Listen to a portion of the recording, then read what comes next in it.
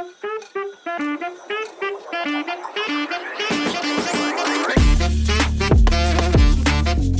Mark Trotter. How are you? Hey, I'm good. How are you? Good. Welcome to the HeleyCast. What's up, Billy Freeman? What's going on, man? How we doing? Good. How are you? Good. Hello, Marty. Oh, hey, buddy. What's up, man? How you doing? Doing good. How are you? Next, how are you doing? What's your real name? What's your government name? That is my first question. I'm just going to go right off the bat and go. JJ Wood. What's up? Long-time listener, first-time guest. Really excited to be here. You all have headphones now? You get I got Heley, what year were you born? 97? 96? 95. See, all right. Technically, you're a 90s baby, but you missed half of it. What's up, Leo? Not much. It is really good to be here. Yeah, I'm glad you're here. You mentioned before the podcast that you haven't seen Cocaine Bear yet. No, I want to see Cocaine Bear. Well, surprisingly, This we have the trailer up. You have it queued up already? Yeah, exactly. Like so, it's like you read my mind. let's play it. Where's the volume? Oh, Jesus. What is that? This is an issue. Pause it real quick. I can hear it. You can hear it? Yeah, you can't hear it? No. Y'all are crazy. Are you going deaf? Are you having medical issues?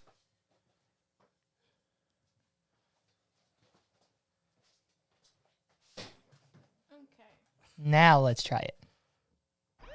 There we go. Jesus. Oh, Jesus. What is that? That's Scott Seiss, the Okay. comedian. Great. Guy's funny. Beyond belief. And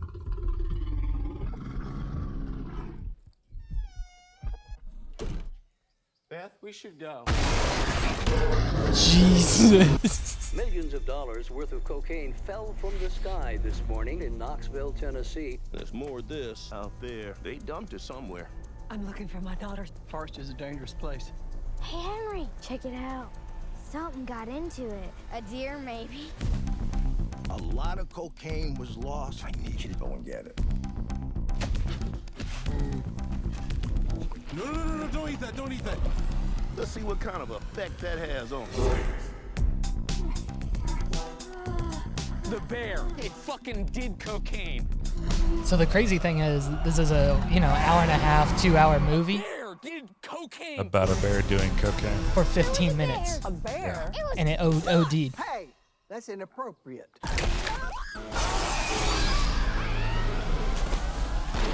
You're safe. Bears can't climb trees. Of course I can.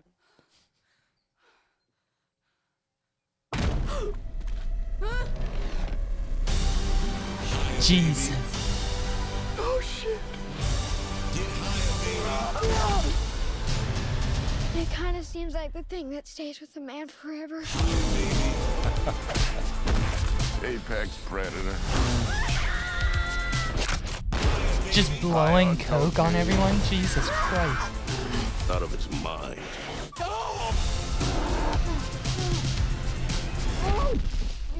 Oh man, you fucked. What the fuck is wrong with that bear? Shoot it, man! Beth, speed up! Oh my God. Yeah. We have such good luck in nature. Yeah, it looks good. Have you seen the Machine commercial? I have not. Type in the Machine commercial. Or a trailer. I mean, I've heard about it. Oh my God, I can't heard wait him till talking this. about it. I need to watch this one. I'm definitely seeing this one.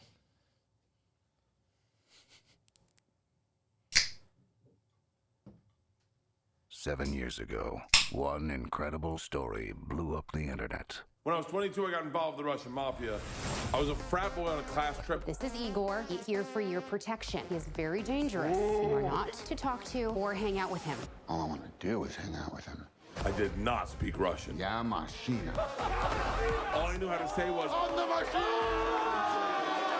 It was literally the best summer of my life. We robbing this guy? This is Russia! 23 years after those events, Yeah. the story continues. What is wrong with this shirt? Yo, machine. No, not today, brother. Not today. My dad showed up. You paid money to see my son tell his made-up story about robbing. I can't believe Mark Hamill signed off. It's a true story. It took about 2 seconds before he started making me mental. You got to make money. True. He's a monster. Star Wars is done for him. Are you the machine? Ma'am, the party's outside. 23 years ago, you stole the only thing my father ever cared about. Sorry.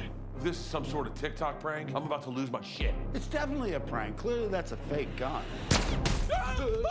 Or not. You're coming with me back to Russia. Russia? If you try to run. He's going down. Dad, why are you talking all fast like you're on speed or something? Because I'm on speed. More drugs. You can almost hear the Joker. Just Oh, yeah. That shows More show drugs. those SOBs who you really are. Right there. You gotta party with me. Definitely. He's the motherfucking machine.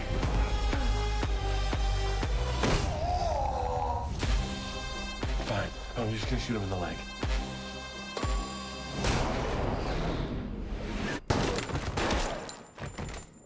Oh my God! I'm going to fucking hell! I killed a man.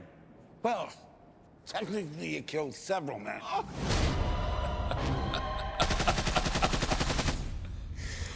Yeah. I thought it came out this weekend. I was very wrong. May 26th. Hey, I can't wait for that. are you going to the theater to see that? I'm considering it now. Yeah. Is it odd? Like, to me, it's just hard to pick a movie that you really want to see in the theater. Like, it's work to go to a theater now.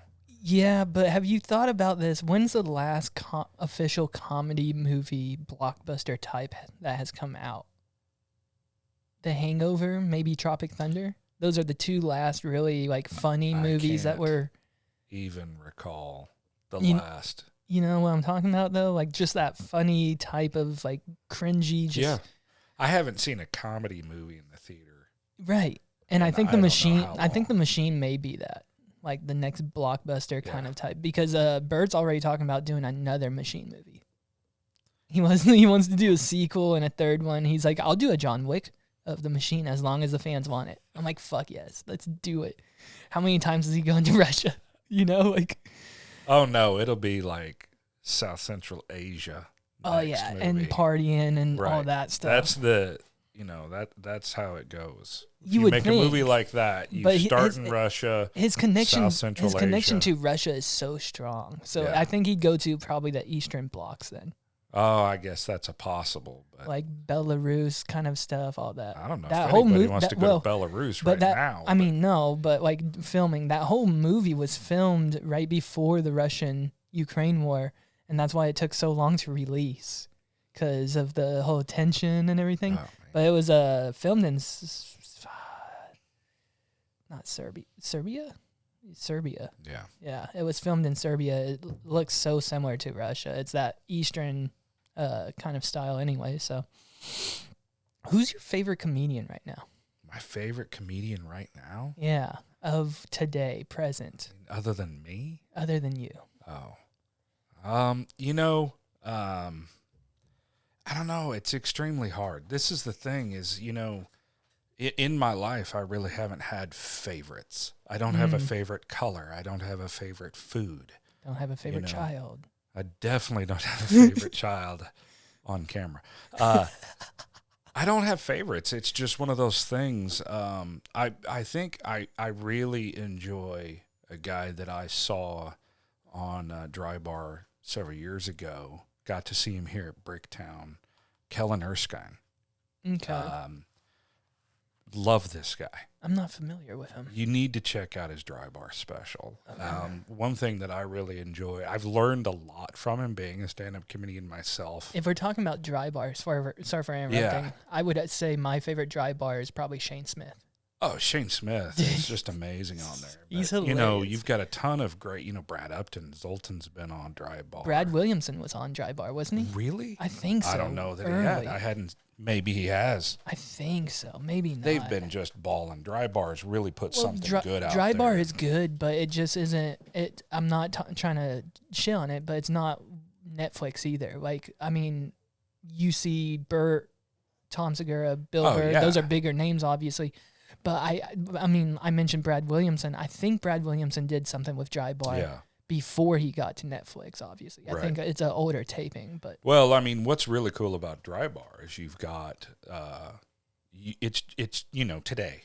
Mm-hmm. Back in the day, like when I first started paying attention to stand-up comedy, literally I was like 4 or 5 years old, and I was watching, I'd watch people appear on the Johnny Carson show.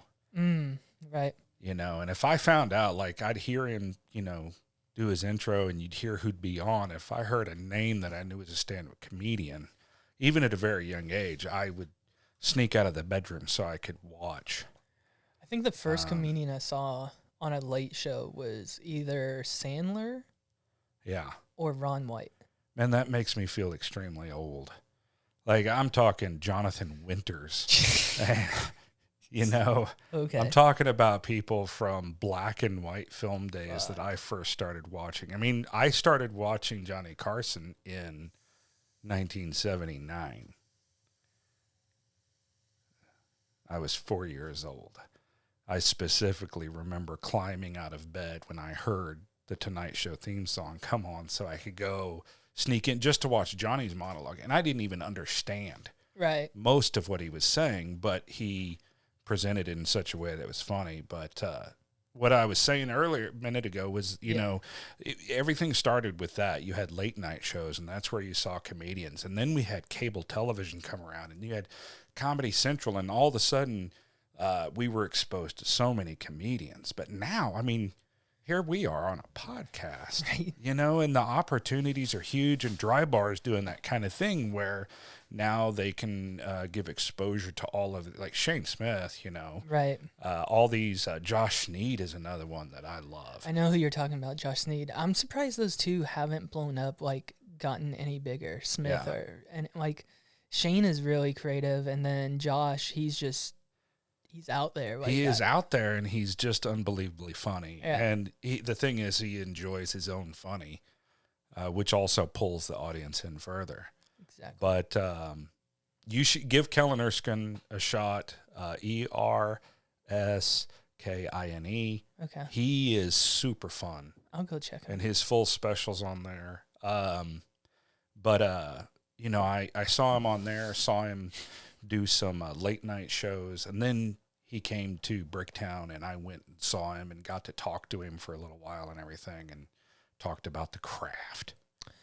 Nice. Super guy, super funny guy. I probably enjoy watching him a lot. But the thing is there's so many, and there's a lot of comics that I used to not listen to that I now listen to.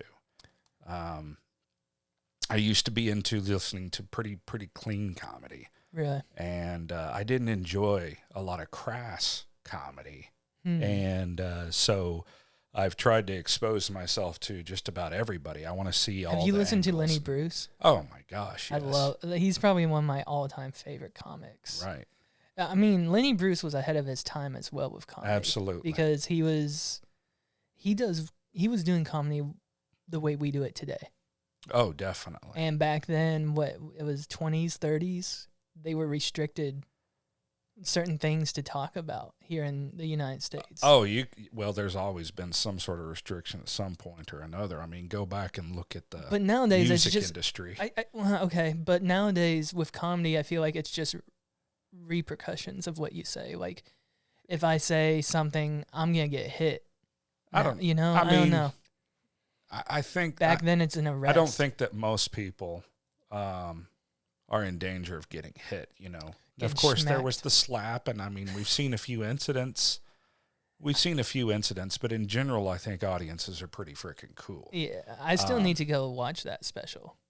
Which one? Chris Rock's. Chris Rock's, yeah. Have you seen that one? I mean, I've seen the part where he talks about the slap. I haven't heard. And it's funny that I can just say the slap, and everybody knows. Oh yeah, everyone knows. Yeah, but I don't know that. I don't think that comedy is, more dangerous than ever or anything. I think it's probably safer than ever. But I mean, if you have Jamie Foxx and who was it? What's his name? Birds. Oh God, I'm gonna fuck up everyone's name. But I mean, if you have Jamie Foxx, that will fucking step in front of you and fucking just foot job someone, or just that's the thing. Allegedly, because Jamie Foxx says he wasn't there. Do you remember that? I whole don't thing? remember that. It's No. Dave Chappelle's show. Oh yes. Where he rushed the stage and Jamie Foxx was there, but like after the whole thing, he's like, "No, I was never there." So it's allegedly. Yeah, I don't know. Jesus. I think that anything that happens, the media is going to take it and try to blow it up because it's sensational. I mean, it sells soap, and that's what their job is, to sell soap. But I think generally comedy's pretty safe. I mean, I host an open mic, and several months ago there was a kind of a rowdy guy there in the audience, and he didn't like something somebody was saying on stage, and he started approaching the stage a couple times, and he just was aggravated. And at one point, I actually grabbed him by the arm and kind of held him back from the stage. But I don't know that that's, I don't know that it's extreme or anything like that. I think nobody's approached me, but I don't know that I don't know. There's a lot of lawyers in my audience when I'm making fun of lawyers. So who knows? What's the scene like nowadays? Like, I mean, I've heard mics are gone, mics are back. What's going on with it? Because I mean, it's been a while since I've been there. I mean, there's an ebb and flow to the amount of mics that are out there. And I know that there's been some mic cancellations, arguably because somebody doesn't like it or something. Mm-hmm. It's really up to the venue when it comes down to it as to whether a mic lives or dies. Right. I don't know that content is a huge problem. I think you read your room, you read your audience, and do your jokes. Yeah. The big thing is it's show business. This is an art form. Exactly. I believe it's a very beautiful art form, very strong art form. But it's an odd art form. It's not like anything else, It's a free form. It's a free form. It's almost anything goes. I mean, you can basically it allows you to put things into your own perspective and make it funny. Right. But for open mics, number one, it's just like with music or number one rule I would say with open mics is read the room. Yeah, read the room, absolutely. And then adjust your material to the room. Your job is to make them laugh. Yeah. That's the thing. And I'm not saying like you have to, that might have been me just making a noise. I'm sorry. It did the vibration thing. That scared me. I was like, was that our equipment? Not like you got a short all of a sudden. We're going to go up in flames. It's all right. With one of the cords? We have liquid death, mountain water from the Alps. We can pour on it. You don't do that to an electrical fire. Do you not? What do you do with an electrical fire? You have to put a chemical on it, like a powder. So like a fire extinguisher. Fire extinguishers usually are rated for electrical fires. Okay. Good to know. You don't want to put anything that's got a continuous stream of water. Okay. Because it will probably kill you. Oh. I was today years old.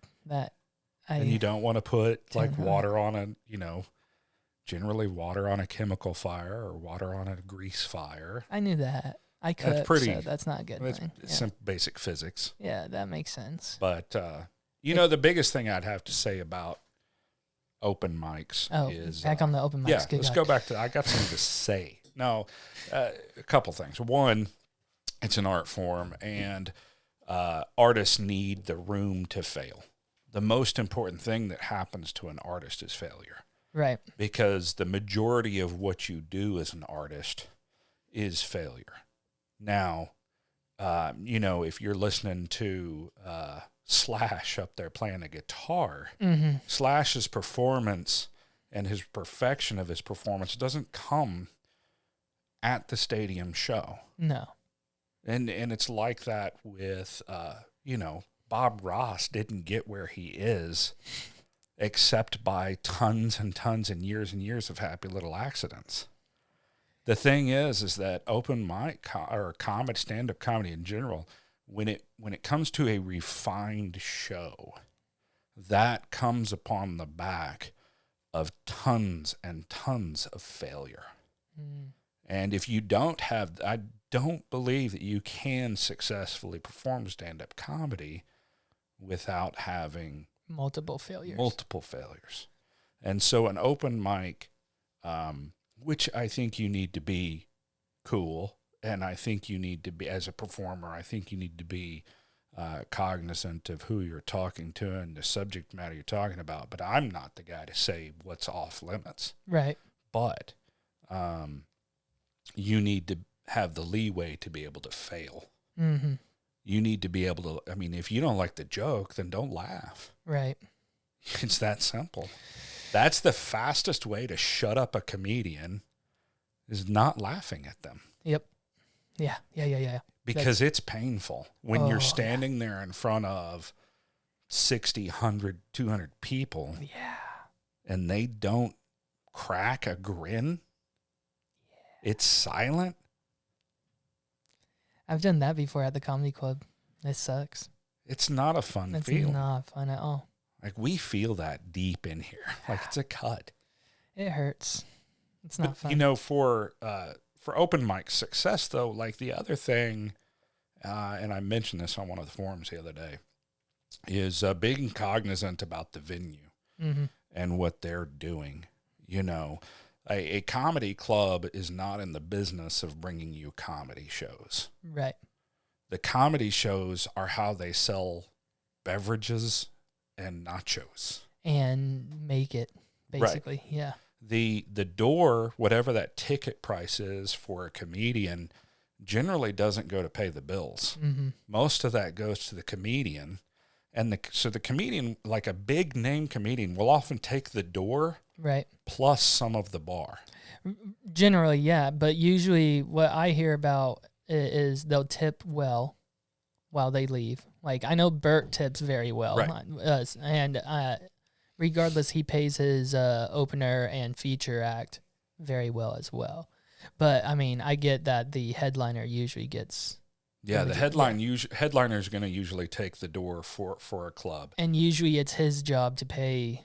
If he brings an opener, right, it's his job to. And those contracts vary a bit, but you have to understand that the venue, the comedy club, let's talk comedy club first. They take money off of they sell their drinks, right? They sell their alcohol, their soda, they sell nachos, and with that money, they pay for the electric bill, the gas bill, the water bill, the security, the wait staff, the bartender, employees. They make even, basically. Taxes. Yeah. And so the margin of what they're making, it's pretty serious. Like, they have to pay attention to that. And so if you're a comedian in there, you want to make sure that you're pushing you want to make the audience laugh, because if they're laughing, they're having a good time. If they're having a good time, they get another beer. They order some more nachos. That's huge to a venue. And when you're talking about an open mic venue, if it's not a huge crowd, which sometimes open mic audiences are just comedians. Right. It's our gym. I love JJ. Like, a lot of the times I went to JJ, it was a lot of comedians. Lots of comedians. We've had nights where it's only comedians. I'll tell you what, lately at How is JJ's? Yeah. I can't put everybody on. I had 20 people show up Thursday. Holy shit. I had 20 people show up Thursday. I got 18 of them on. God, I gave everybody 5 minutes. We started a little bit early, and we went 3 minutes late, which I hate. Wow. I don't like going late. Yeah. But we went 3 minutes late. Wow. But we had 18 comics on. We had a good audience for most of that. But I've been in JJ's where a lot of the times it's wall to wall people. You could cut it down to probably 4 minutes then. I could cut it down to 4 minutes. I like the 5 minute. I do too. I Don't like get me wrong. 5 minutes is fine. I mean, The club's 4, right? the club is 4. So I just in my opinion, if you want to work at or work towards the club and try to get gigs there, I do the 4 minutes if it's a long list. The reason I like to keep a 5 minute, go for it. Is because most of your work that you're going to be doing early as a comedian, when you get a showcase, you get 15 minutes. Yeah. And what you really need to learn, and this is just my opinion, is you need to learn to do 3 5-minute sets for that. And if you get that down, if you can figure that out, then you're doing well. I like to keep it at 5 minutes. A lot of the comics don't use all that time. Right. Which allows me to tag people on the end of the show. But I think if you can get a 5-minute set down at an open mic, if you can learn how to hold the mic for 5 minutes, if you can learn how to talk and entertain for 5 minutes, there's a lot you can learn at an open mic. But I think one of the most important things for comics to know at an open mic is venues like JJ's. We're very thankful to have JJ's, very thankful for them being there. Is Nate still there? So, Nate's still there. Yeah. I know JJ still work there? Yes. He does? Okay. Yeah, I believe he does some stuff there. Cool. But I know he's a busy camper right now, he too. Is a busy, well, he's pushing it. Yeah. He's pushing it. You reap what you sow. Yeah, I got to get him back on the podcast. You should. Man, that means I have to travel down to him because he doesn't have transportation. And look how permanent all my gear is. It's just kind of like homely here. Time to get mobile. Yeah, I got to get smaller equipment. Yeah. Make it compact because I'm not bringing these mics with me. I'm going to do handheld, kind of like stage mics. Yeah, handheld, right? I got some lapel mics recently. I have lapel mics too, so those are super nice. Yeah. I just only have 2 of those, and I was thinking those would be the most reasonable to take with me and then have a guest with a handheld mic. Right. And do that kind of stuff. Lots of stuff to do behind the scenes. Obviously, I'm going to get a curtain. I've been looking at a curtain, so that's going to go there. And the TV, instead of being mounted there, I'm going to get a freestanding. So the curtain is double. Oh, yeah. And then I'll have the stand behind the curtain, but the TV's poking in front of it. So, oh, yeah. And then the wires and everything are behind the curtain. And, I mean, if you're in here, you'll be able to see the wires kind of running. But, I mean, for cameras and stuff. It's show business, folks. You won't see any of that. And then I was thinking about putting another curtain behind me as well, and then actually doing something behind you. Cool ones. I've been looking at artwork and everything, and I'm going to hang. No one's really fun with this. Go to the Cocaine Bear tag. The open tab on the top. And go to Google search.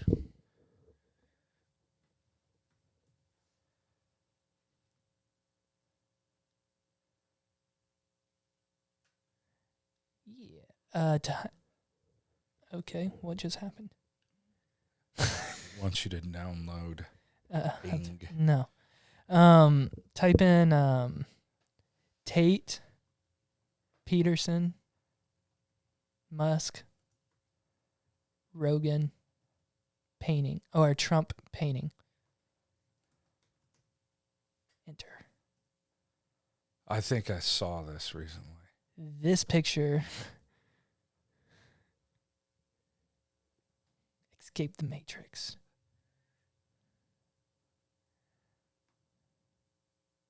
Boom. I want that picture. That picture is going to hang behind me. So you know how Joe Rogan has his neon sign? I'm going to get that on a canvas. And then I'm going to get in a shadow box, and light it up so it'll look behind me. And in the bottom, you're going to have a very light TheHeleyCast kind of going across on the bottom. And that's it. All right. It's going to be the most hated podcast ever. Welcome to it. I mean, that's a crew right there. I think the reason it's most hated is because of the Tates and the Trumps. This is... If you had Musk, Joe, and Peterson, I think you'd be safe. If you're in another dimension, like this is the groundwork crew for Ocean's 11 right here. Like in a different dimension, these are the guys that are going to go rip off a casino. So Elot is... But right now, they're just ripping off the country. No, I'm just... So what, Elot is George Clooney? I don't know, I don't know. That might be... What's Matt Damon's character? That might be Matt Damon's character. That might be. Just because the intelligence level, I'd say he fits that a little bit more. Can you pull up the Ocean's 11 crew? Or is it Ocean's 10? No, it's Ocean's 11. The Ocean's 11 is the first. Have you seen the original Ocean's 11? It's been a while. It's been a long good time. One. Like, I mean, I liked Ocean's 11 with the Clooney crew, but the original movie is so fun. So fun. So you had George Clooney.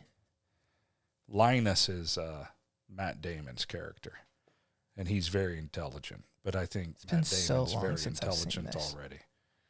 It's a fun one. It's a fun movie. Who's Brad Pitt in this? Fun movie. I don't know. I don't remember his name. I'd say Brad Pitt would be Andrew Tate. That's pretty fitting. Yeah. Yeah. Matt Damon would be Joe Rogan or Elon. No, I'd have to say Elon. It just kind of sticks. Who else is in the other picture? Who's in the... I don't want to call any of those people Donald Trump, but Wait, who's this cat all the way on the right? That's Tristan Tate. That's Andrew Tate's brother. I have no clue who that is. I don't know either. And I only know Andrew Tate. Andrew Tate? Andrew Tate. I only know that guy because of his arrest. Yeah. That's the only reason. Do you think his arrest is legit? I don't know anything about it. Really? I was just going to see what you thought about it as a lawyer. No idea. Also, Romania. I'm from Romania, so yeah. Their government's fucked. It's just not. It's more crooked than. No, I don't know. They basically, what I've learned about the Romanian government is whoever pays them the highest dollar, they'll do it. Yeah. That sounds like America. Yeah. That's why I almost like it's almost as worse. No, it's the grift is everywhere. Money talks. You're greasing palms in some way or another. Oh yeah. Yeah, Ocean's 11's fun one. I really like the original. I'm gonna have When to did go the back. original come out? Let's see. That's not. Hold on. Don't look it up here. Don't tell me. That's I'm not say the one. 1968. Okay, definitely not the one with Clooney or anything. No, it's the original Rat Pack.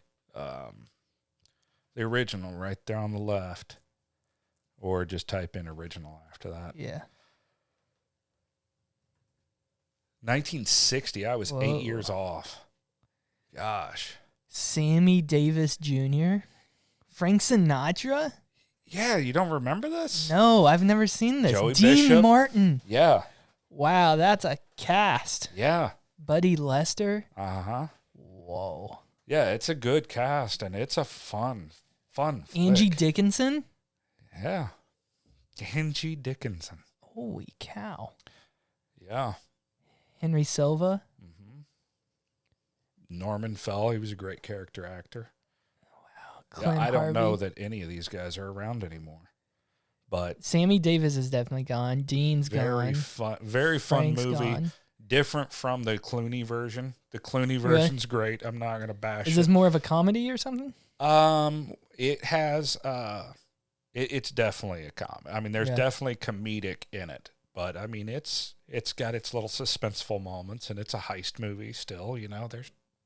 It's fun. Okay.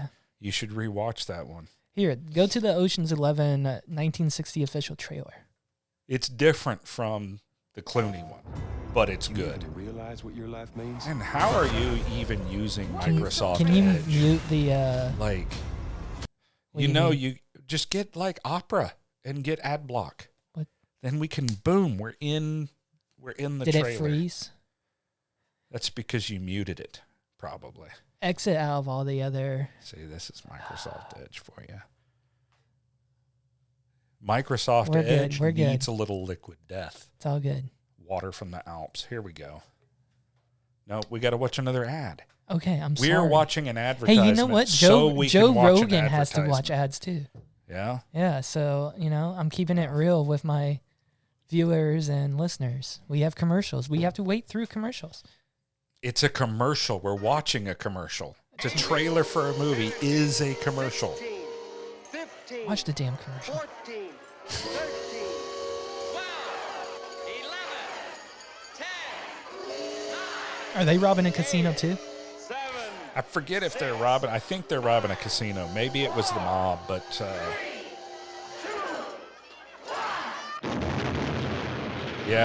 remember this now. Oh yeah, domestic terrorism.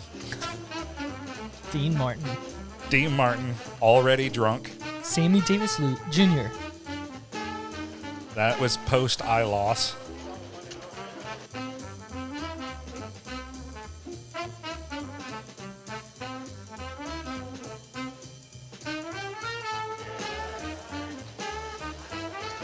That's a different casino experience. Like that's what I went to Vegas recently, and that's what I was expecting. Yeah, you're not getting that anymore. No. Vegas is weird. That was my first time in Vegas. Was just about a month ago. Really? Yeah, first time ever. I've been there before, and I was underage, so it wasn't fun for me. It wasn't fun for me, and I'm over age. Yeah, but I'm 20. I'm about to. Ooh, that may be a place for my birthday. I turned 28 in April. I'm trying to figure out where the fuck I want to go. Well, Vegas, they say whatever happens in Vegas stays in Vegas. That is a lie. Because did you bring home the only thing that you leave in Vegas is your money. That's what stays in Vegas. And you brought home chlamydia. You bring home debt, and you bring home probably a venereal disease. That's generally what I learned about Vegas. Allegedly. Yeah. Yeah. It's always allegedly. It's never I have one. It's just allegedly. Yeah, I don't know. There was lots of good food. It was pretty. Yeah, I've heard food is good. The food was very good. I went to the biggest buffet I've ever seen in my life. Yeah, I heard for like $60 to $80, you can have all you can eat king crab legs. It was insane. This buffet could have fed a small starving African nation, I am sure. It went on. Like, I kept walking, and there was just more buffet. I don't think I even saw all the buffet. Jesus. I went down most of the buffet, I think, but I took a plate, and I ate something from every continent, and... I need to get food after this. It's crazy. I went to the guy was cutting the roast beef, and it's this huge piece of roast beef, and he is just shaving off as much as I want, and I'm like, with beef prices how they are, like, how can they do this? Well, I mean... And then I came home and I saw, like, wait a second, Arby's roast beef has, 4 for $10? Mm-hmm. And it's been 4 for $10 for a while? Like, beef prices are going through the roof, but Arby's somehow is keeping it the same. It's probably not beef. Well, I would say it's mutated beef. Have you seen these mutated cows? I haven't seen the mutated cows. Okay, go to We're watching. Google again.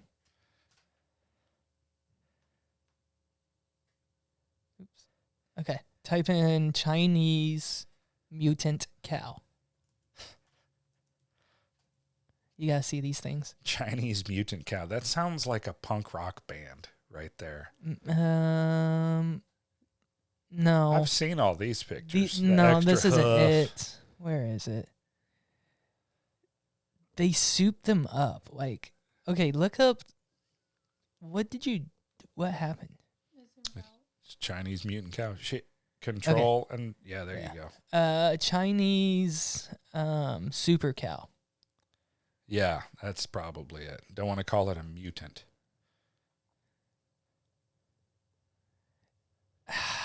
Super cow. Down. That sounds like a place where you could get some soup or a really good burger.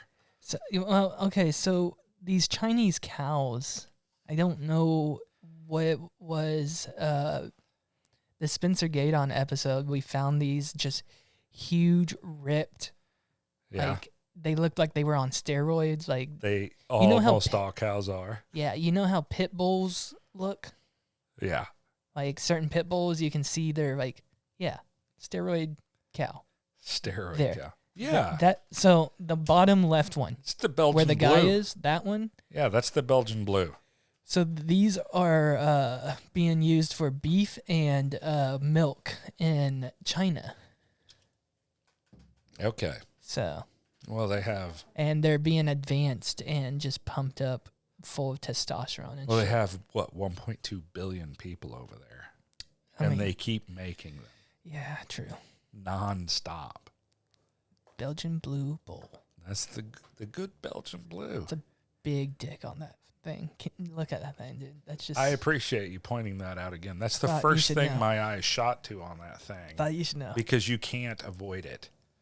But that's like my grandma and traffic cones. Like, you go straight for it. Yeah, it's weird. All right, we can take that picture. Yeah, off. we could take. We can get rid of the. Get rid of the we cows. can get rid of altogether. the massive balls hanging down as well. Wow, I didn't notice that until you mentioned it. Hey. I would say my favorite comedian right now, just getting back on that subject. Yeah. Let's get away from cow balls. I really like Shane Gillis.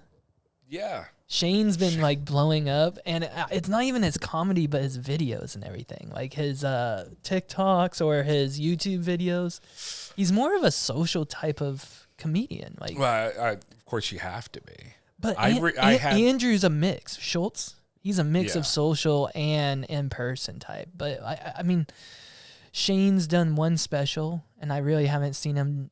I mean, he's obviously doing live stand-up, don't get me wrong. I'm not trying to talk shit, but I haven't seen him really doing another special anytime soon. But maybe that's what should happen. Maybe you shouldn't just keep pushing, special after special every 2 or 3 years. I don't know. I mean... Joe's been waiting. I was listening to... Oh, gosh, who was talking? It was...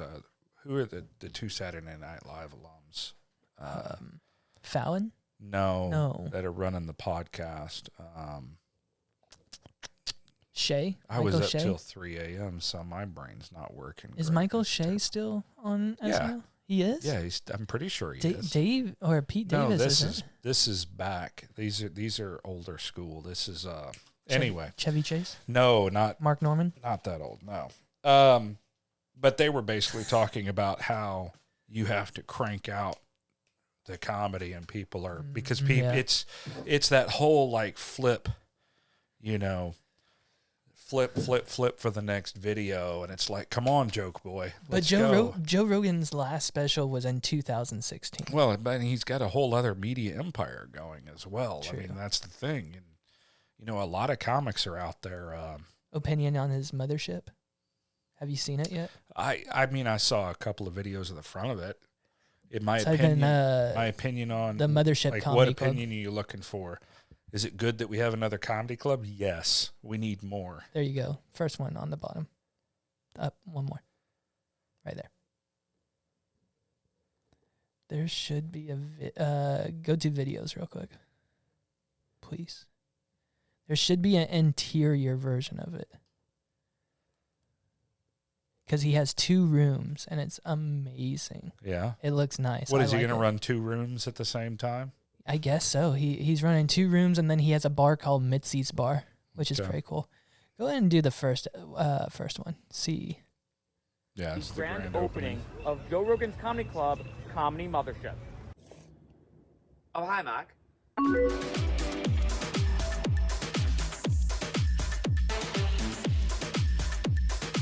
Right off. Love the advertisement right there on the video. Oh yeah. I'm gonna have to teach you about. Yeah. This video is brought to you by Norton Heat and Air, your local HVAC expert since 2010. This music is a little, I don't know.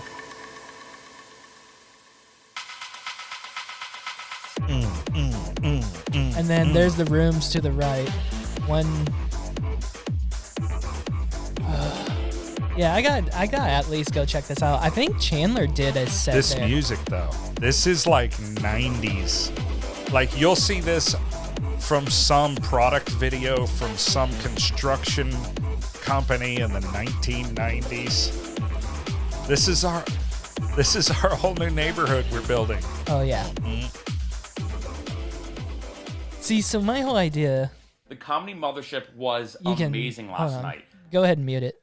Or where? Yeah, that's good.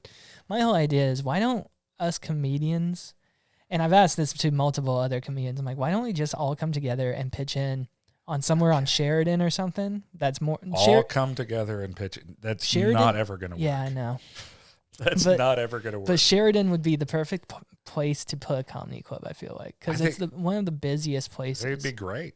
But no one wants to do it. Yeah, you could probably put a comedy club out west Oklahoma City even. Yeah. More family-friendly one or something. Oh, yeah. But, yeah. I only say it because we lost the Looney Bin. Bin, right. We need another one. I well, like.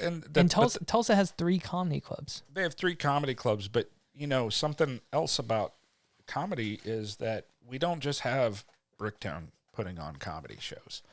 Bricktown is a comedy club. Right.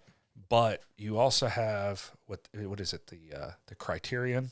Yep. And you have I'm going to see who am I going to see? Ryan Hamilton at the Tower next month or in May. Where's the Tower? Tower Theater. Yeah, where is that? It's that down sounds on 23rd Street. Okay. Yeah, it's right around the corner from the Pump. I was gonna say, it's Pony Boy. Okay. Pony Boy is right above there. I was gonna say that sounds so familiar, and I feel like I've seen it. Great venue. I've seen a few things there, and it's an unbelievable venue. Okay. And going to see Ryan Hamilton. Yeah. Like, man, I got front row. I saw those tickets came out 5 minutes after they came out. I bought them. I have to. It's Ryan Hamilton. True. Right. Like, that guy's got some skills. But there's a number of places putting on shows, and so, you have Well, to you have showcases, but like actual shows? You have showcases, but how many people are, Bricktown polls, how many people when they're packed, how many people they got in there? 3? Yeah, maybe 3. 350 max. I don't know if 3. And 350. I've been up on stage with I think 120 in there before, and that was busy. Yeah. But I went and saw Sam Morrill, and the place was shoulder to shoulder. Right. Every tabletop had food on it. But there's a lot of shows going on around the city, and so the comedy club, Bricktown Comedy Club, isn't competing with just Looney Bin. They were competing with everyone else, everybody else. And the thing is, they still are. And they still are. And I think, Oklahoma City is huge. It's a big city. Yeah. I don't know that we've got our big boy britches on yet as far as a city, but I think they're trying to get there. Right. And entertainment wise, I would like to bring a Looney Bin back. But I guess you have to have you got to get it's expensive. It's just you have to pay for the rights of it and everything. Whether you're doing a Looney Bin or your own comedy venue, you're not doing it to make a profit. The amount of things that go into it is excruciating. Yeah. It is hard work to run a business of any sort. I've run several businesses, and it is tough. Exactly. It's a daily thing, and you're putting in, if you're running a business, you're putting in 60 hours, 70 hours a week minimum. So it's difficult. You have to have your ducks in a row. You have to be able to turn and resolve problems quickly. But the biggest thing is you've got to make the money. If you're not making the money, you can't pay for everything that goes into. And if we sat down and wrote down to paper everything that goes into running a comedy club, it'd be a lot. And dealing with comics. Yeah, it'd be even more a lot, because just like you have so many different personalities and just like ideas that would be flowing for the club, and then you have people that want more time or egos that get in the way. You need a few people running with a specific mission plan as far as what you want to do, get some investors on that, and then go for it. Let your performers, comedians shouldn't be running a club. Comedians need to be being comedians. That's what comedians should be doing. So do you not think Joe Rogan should be running he's a businessman. He's not running that club. Yeah. Joe Rogan does not run that club. Yeah, if we open something. He on talked about how Sheridan, he hired a lot of people Yeah. from the comedy store. Joe in Rogan's California. name is on that club. Yeah. But he is not running that. Yeah. It's not like, what was the Keith Urban running that place? It wasn't Keith Urban. Who was the guy running the place down in Bricktown? Toby Keith. There you go. It's Yeah. Keith Urban. Right. I mean, his name was on the place. Right. I'm sure he walked in and played a gig or two there, but the dude's not restocking the freezer with steaks. No, right. So if we wanted to do something, we would be running it. And truthfully, No one wants to do that. no, I want to do comedy. See, I want to get on stage and tell jokes. My whole idea would be like if everyone went in on a comedy club, if there was an upstairs, I'd be like, I'm building the podcast studio so everyone can use it, right? Absolutely. But I would that'd be my main thing. Like I'd let everyone else deal with the comedy club while I I'm can't imagine trying to get together a bunch of local comics to yeah. run in any city. I'm not bagging right on Oklahoma comics. What I'm saying is you need a one big name. we have open mic venues complaining that comics aren't tipping. And I get it. We're broke. But yeah, I get it. Yeah, I get it. But that's a massive leap. Yeah. From setting up a mic and telling jokes at a dispensary to running a comedy club with headliners coming in and, booking things. Yeah, like ordering you said, you'll bring in a bigger name if you're like a Joe Rogan type too, and it helps you Absolutely. a lot. And you're not running it. Like you hire people. But yeah, we would be doing everything ourselves. Yeah. Yeah, it's a whole different. That's a whole different ball of wax. Yeah, not good. Not good. I don't know why we're using balls of wax, but you mentioned it. That's the saying. Not me. Is it? It weirds me out. Yeah, I didn't know that was a saying. The ball of wax. Huh. I don't understand where that came from. Looking up the history and etymology on these things is kind of a pastime of mine, so I'll look that one up later, tell you about it. Did you enjoy your spring break? I did. What'd you do? Well, I have a job, so I you worked. Good deal. Good deal. But, I don't know if you take off for spring break with your grandkids or whatnot. No. Was spring break when we had, was that St. Patrick's Day? St. Patrick's Day was the 17th. That's the end of spring break, right? Yep. Yeah, we did celebrate the St. Patty's Day with some corned beef and cabbage. Had some family over, did a fire pit. That was wonderful. I worked. But I've had a lot of the last month has been absolutely crazy for me. I mean, I went to Vegas on business. Did you do any mics out there at all? No, I was going to, but flying into Vegas makes it tough to do mics because you have to get an Uber. And, it's $20 one way. I mean, it's already like 80 degrees there. Why not just walk the strip? Because I walked the strip, but the mics number one, walking the strip. I mean, the mics are all over. They're not on the strip. Yeah. And so you're gonna have to walk several miles. But also, look at me. I walked the strip for about an hour. Yeah, true. And I went home and slept like a baby for 2 days.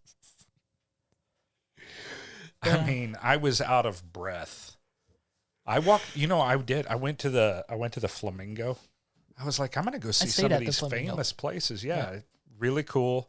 It was interesting. I was fascinated watching people, fritter away their life savings. And so Don't lie, you did it too. Oh, I actually did. After 2 days, I observed people for 2 days. I watched the games. Did you see any cool shows there while you were there? Collected some stats. No, I didn't. I was there for business. I didn't know if you had any time. But I left with more money than I got there. Good deal. So fuck yeah. I wasn't interested in losing. Right. Why would you want to be one of those people? Are you admitting that you're a little autistic and you can count cards? That was my first time playing 5-card. Really? And you did pretty well, huh? I took home money. That's awesome. That's dope. See, I can't play 5-card. I do blackjack. If I do the tables. I started with blackjack, and I didn't like the data. I didn't like the experience. So I observed people play for 2 days on all the different games. determined quickly that I'm not going to put a dime in any slot machine. Yeah. I didn't like, race betting or anything like that. Really? I like sports betting a lot. Yeah, I don't know enough about sports. Like the over/under, you don't know. No, you don't I under don't. any. I know. Okay, we're gonna hang out a lot more. I'll teach you about that. You'll And become addicted. I didn't like craps. I was gonna ask you. So. How does that work? I don't know. Okay. I stood there. Like, generally, I can observe a system. You roll dice, right? And determine what the system is. Okay. Pretty quickly, but that kind of broke my head a little bit, and so it was too intricate for me. You roll dice. I understand that part of everything. You're rolling dice, and you're trying to hit a 7 or an 11 or something 7 or like 11. that. And so, the probabilities of that wasn't extremely exciting to me. Even I got that I could make a basic bet and roll and have a probability of hitting I could do roulette. Positive number there, but I didn't like roulette. It's too much of a chance. The probabilities are too low. But I mean, if you do red or black, I feel like you. Yeah, I mean, you could do red or black, but the payout. I mean, you're talking about how much time are you going to sit there? Yeah. And so I determined with 5-card. I think I played jacks or better. I played blackjack for a little while, and I realized while I was doing okay with blackjack, the payoff to get to the number I wanted to hit was going to take forever. And I gave myself a time limit. I gave myself a money limit and a time limit. If you go below this number, you're done. And if you hit this time of the evening, you're done. And so I switched over to 5-card. After observing it for a while and played jacks or better, and then just played very conservatively, and then finally I hit a couple of big hands and walked away with my money. 5-card, is that 5-card stud? Oh, it was 5-card draw. Okay. Yeah. See, I don't. It was on the machine. Oh, okay. Yeah, it was on the machine. I still don't get. The only thing I get is blackjack. I don't understand anything beyond blackjack because I know you can split the same. Like well, my grandma ruined me. She played a lot of Yahtzee with me when I was a kid, so like I was primed for gambling. Oh, same. My grandma played dominoes with me, so yeah. No, I've never really.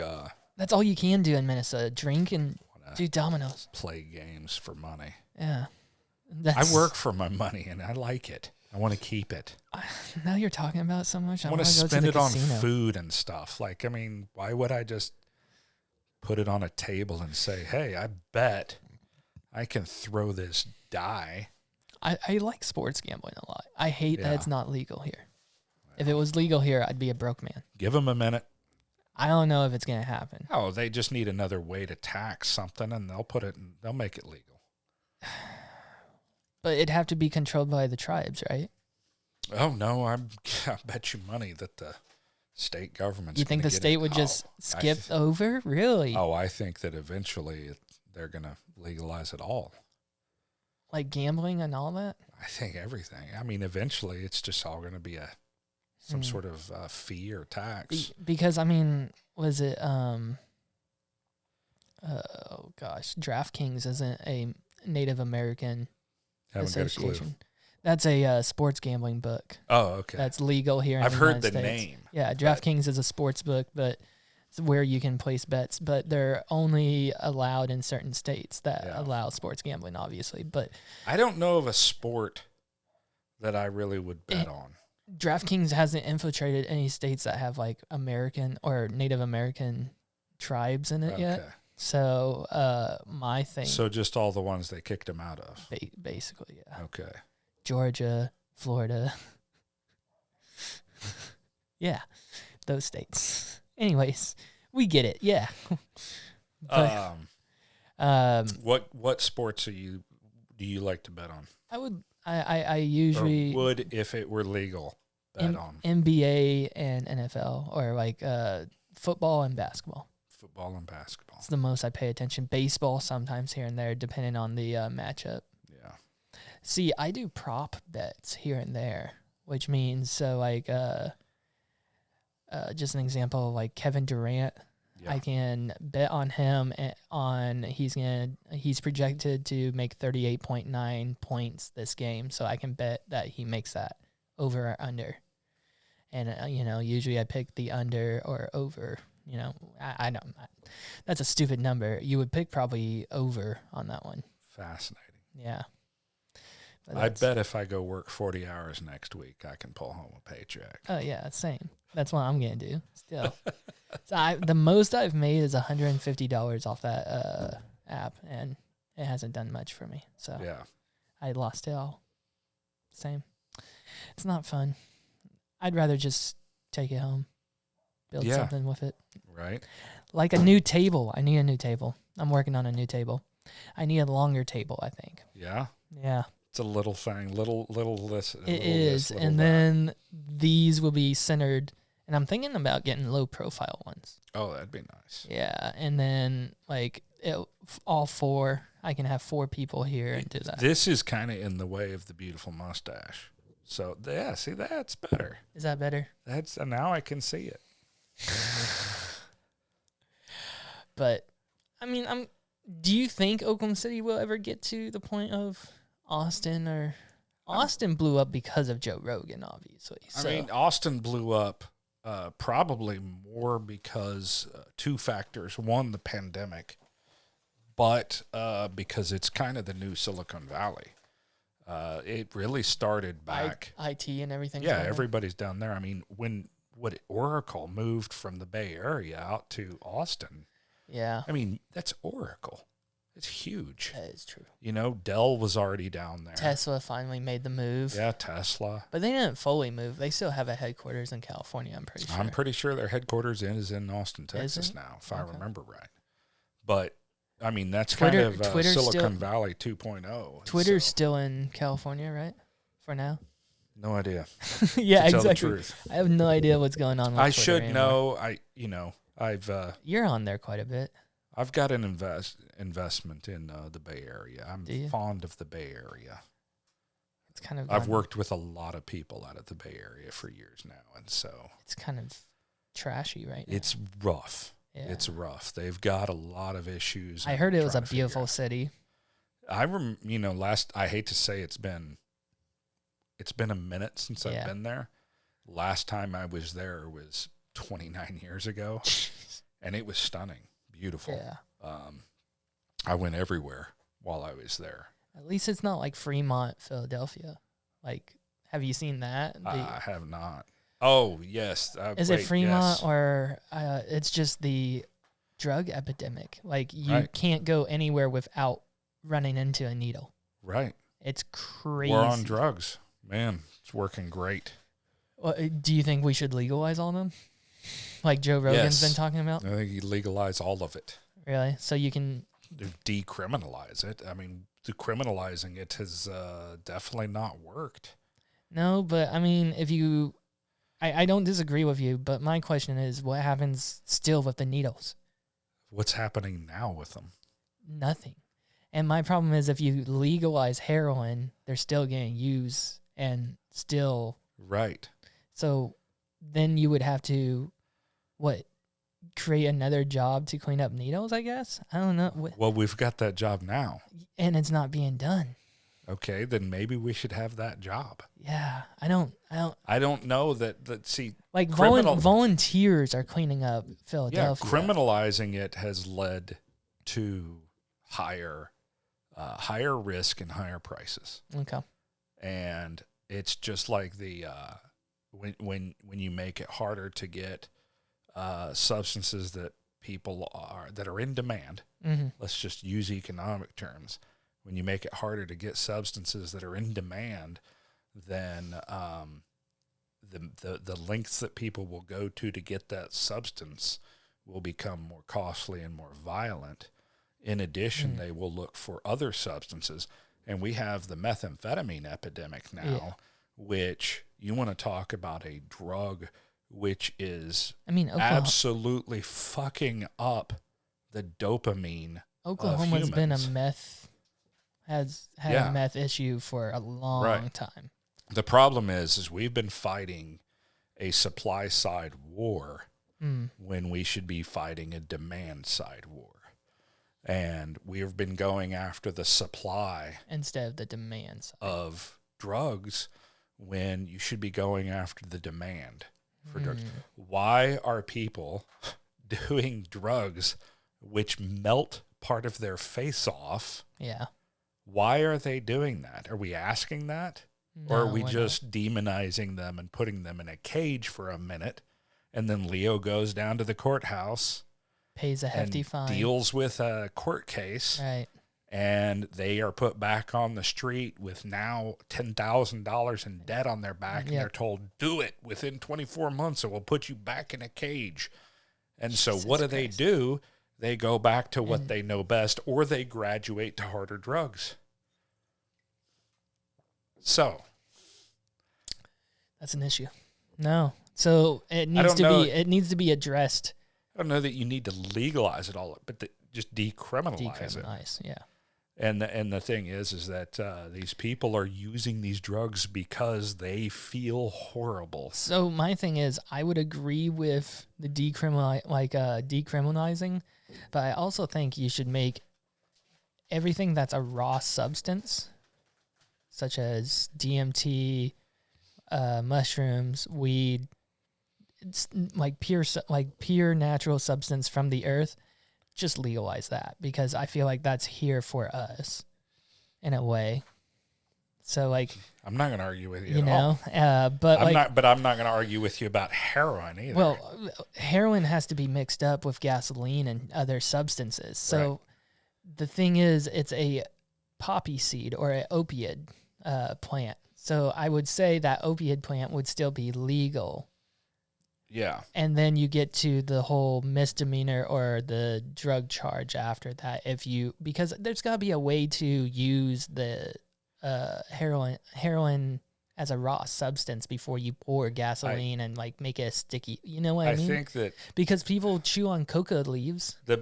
I think that the big issue here is you can chase after criminalizing behavior all you want. But unless you get down to the reason for that behavior, you're not going to make any sort of change whatsoever. I don't disagree with that. Yeah. So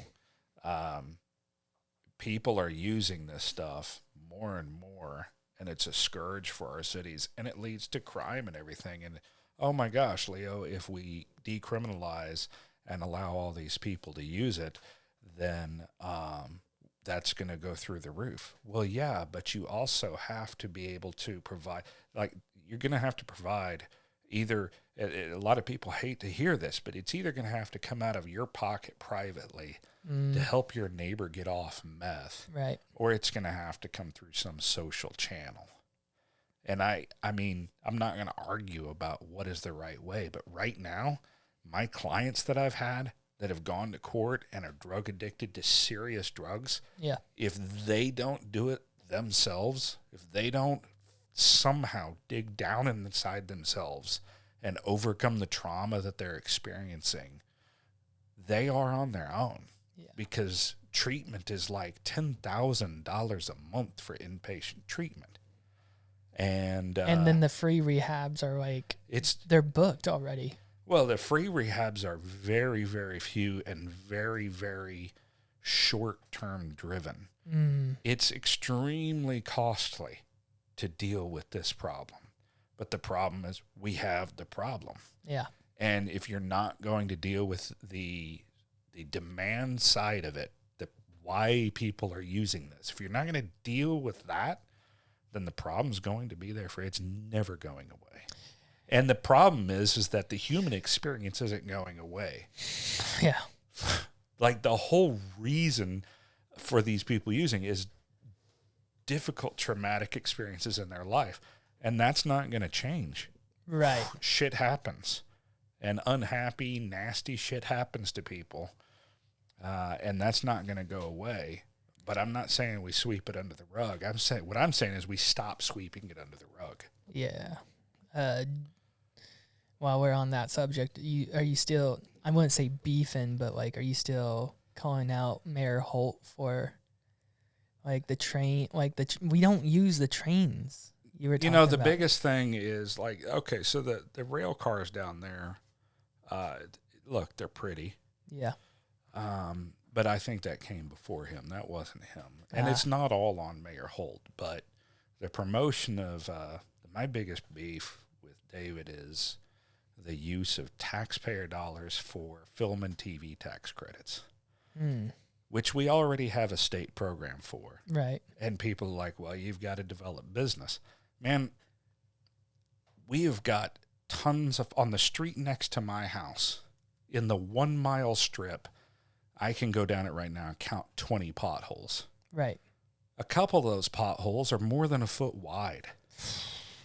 Like, my neighbors look drunk going down the road, dodging the potholes. Jesus. And the thing is like, one, tons of economists will tell you that these business incentives do not compel businesses to move to an area. Right. It's extra money for them. But it's not going to, business incentives just don't work. They don't incentivize business to move here. The business will move here. Well, we just lost a huge film. Oh, there's several that have gone. Yeah. Because we weren't running Tulsa King's not coming back. It's going to Dallas is what I heard. Yeah. Tulsa King will be shot in Dallas. Yep. Or it's just not going to be shot in Tulsa.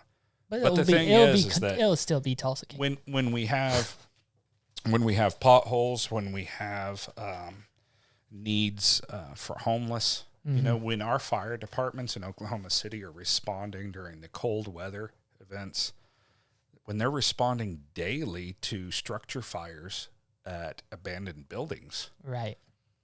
Like, I would think that taking care of that would be more important than giving money to the fledgling film and TV industry, which is struggling to make it, I know. I know that there are TV producers out there crying to sleep at night. Oh, yeah. Wondering, how am I ever going to get my Sylvester Stallone television show funded? Oh, no. We should probably look at the taxpayers of Oklahoma City. So, I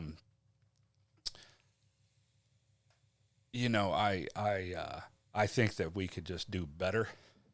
But no, I'm not beefing. It's just simply, wait a second. I tried to hold my tongue on the whole beef part, but it's just simply like, I see your tweets out there. Why are we doing this? Yeah. When we still have these other problems?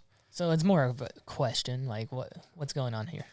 I've said some pretty strong things, but fill the potholes first. Yeah. The schools, you want to talk about schools? Oh, God. Let's talk about public schools. We're closing and consolidating schools. Yeah. And I hate it, but the public just kind of looks at teachers as daycare sitters, But the condition, just the physical condition of the schools, when I'm driving by a school and it's got some boarded up windows because they've been broken out. Yeah. I don't know. I'd kind of rather... I don't know. Maybe they're trying to make Oklahoma City like a post-apocalyptic film set so we can bring in more of those shows or something. I don't know what they're doing, but, I would think maybe pay for some windows for the school or the roof that's leaking. Right. Or how about pay some teachers so we can keep them around? Yeah, I was very blessed with my elementary school and everything here in Stillwater. Like, we didn't really have shitty schools here. Yeah. So, it's nice, but... Well, and the condition now, the local news stations all reported just within the last week that there is a mass exodus happening. we've had an instance where we're losing teachers. Yeah. But... no one wants a teacher. But lately, within the last several months, we've lost a lot of teachers, and I think within the last 6 months we've lost 700 employees between the metro area districts. And I know there's more going to happen. And that the problem is like, people won't get our jokes if they're not educated. Yeah. I can't go backwards. I don't want to tell stupid jokes. I tell enough of those already, but people need to be educated. Exactly. I don't want to have to come down. Everything can't be a dick joke. Comedy's gonna be really tough. We've got to fund education. Yeah, we do. Otherwise, I never thought of it that way. Yep. Dick It's- jokes. Yeah. Not okay Hey, with me. this is the first podcast I've been on in months that you have not complained about me using big words. So, like, I know that education is struggling. I'm just politely saying, just letting you do you. I don't know what they mean, but I'll look them up later. Write that one down. Yeah. He said plethora. Plethora. That's something with a woman's I'm body, disappointed right? that I haven't died yet drinking liquid death. I'm sorry. Next I mean, time it's kind of like we'll dose this you. is false advertising. We'll dose you with ricin next time. Yeah, there you go. The interview taught me that one. So Handshake, but maybe we'll just put it in liquid death so it lives up to it. Oklahoma City's a good city, man. It is a good and city. It's a good state. I It love. It just got finished with the south side of Scissortail Park, so really it's not all that. I mean, it doesn't hit me all that great. Oh, okay. I didn't know. I haven't seen Like, it. I I've don't only know. seen Scissortail Park. I don't know. I mean, it's pretty. It's nothing like the Gathering Place. It's pretty, but we have more homeless than ever. Sweet. So why don't we Fix that. Well, there's things we could do. Well, we could start with mini houses. Yeah. Kansas City isn't tiny it was it homes. Kansas City doing tiny homes for veterans? There's a number of cities around the United States that are finally Doing embracing veterans. I know it's a lot for veterans. I don't know if it's homeless, but which we should be doing. I mean, Yeah. let's send them off to war and then not take care of them. That sounds interesting. I'll pay taxes in that. I mean, I have no problem with that. the thing My is- issue paying taxes is like nothing gets done. Like you were saying, potholes and stuff. It's like, then why the fuck are we paying taxes? Well, I just let's talk about me griping about film and TV tax credits. So you want me to pay taxes but not bitch about it? Yeah. Like, I think that's my right. I'm paying for this. Like, I should be able to ask questions like, why do I still have potholes? Why do I have teachers bailing and going to Texas? You know? Why do I have people coming to my shows that have no idea how to even speak English almost? They're not even reading books, and then you're taking those out of the schools. I'm not reading books, but I listen to them. Oh. Is that the same audio? It's decent. It's decent. I love my audiobooks. I just bought a new Audiobooks are okay. Bought Fear and Do Loathing you in follow Las Vegas. along? No. Do you follow along? Get the book and follow along. I'm listening to it while I'm cleaning cars and stuff at my job. My real day job. Unlike this. I want this to be my day job. This would be nice. I would love to be to have comedy as my night job, but yeah, I would have everyone on. I also live in reality. That's I want a 5-day work week doing this podcast. That would be amazing. Monday through Friday. You can do it. Just you're gonna have to go after. I'd have to sponsors. Quit. And yeah, I'd have to get sponsors. Yeah, everything is work. I just don't know where to start with sponsors. I guess dispensaries. I'm sure anybody. Because I mean, you can't advertise on the air, like on radio or television for medical marijuana, but YouTube and broadcast, podcasting, it's like going. I keep seeing some fucking advertisement on YouTube for like High Nation or something like that. I'm like, I get it, dude. Yeah, we get it. $20 ounces, got it. I'll go get it. $20 ounces. That's wild. It's crazy. And they're like, wild. Vapes are $10. I'm like, what? That is insane. Yeah, $10 a gram for their vapes. And I'm like, oh my Oklahoma God. has gone nuts. Yeah, and we didn't vote for recreational. Yeah, but does that surprise you? No. Did you see the map? No, I didn't see Oh my, the whole state was red except for 2 counties that voted yes. And can you guess what counties? Probably Oklahoma and Tulsa. Yep. Yeah. Those were the only 2. Everyone else was like, fuck no. Yeah. And I was like... Well, the state's on fire, isn't it? Yeah. Ever since they legalized it medically, oh my gosh, we're fighting all the horrible... I don't disagree with the recreational because if you look at what they were going to do, it just kind of bypassed the whole state. Like, it wasn't helping the state of Oklahoma. Like, the taxes weren't necessarily going back into the state. That's why decriminalization is great, because why should it help the state of Oklahoma? Yeah, true. You just decriminalize it. But deal with the supply side issues if there's an addiction issue. But no, we've got to make a huge business out of it and tax it. Yeah. I just want recreational to be fine here too. Like it would be nice. Should be. It should. And then we can move on to mushrooms. Okay. Because Colorado's doing mushrooms. They are. And so is Oregon, I think. Oregon has to be because they legalized everything. Oregon's doing all sorts of. They didn't legalize What did they everything. not? They decriminalized. What did Oregon not legalize? What did Oregon not legalize? Yeah. What is illegal in Oregon anymore? Yeah. What drugs are illegal in Oregon? Oh, yeah. My It's NSA. going to give us a... My NSA guy is just looking and is like, is just enjoying my search engine. Oh, that's... Being a lawyer and a comedian, my search history is very interesting. Drug policy of Oregon. Wikipedia. Which drugs are hit that people all. Which drugs are decriminalized in Oregon? Small amounts of cocaine, heroin, LSD, methamphetamine, and oxycodone. Oregon is is the only U.S. state that have implemented this policy. But the problem is, like, if you're gonna say you're gonna decriminalize these things, yeah. Like, let's just say you decriminalized cocaine in Oklahoma. Hold on. If you then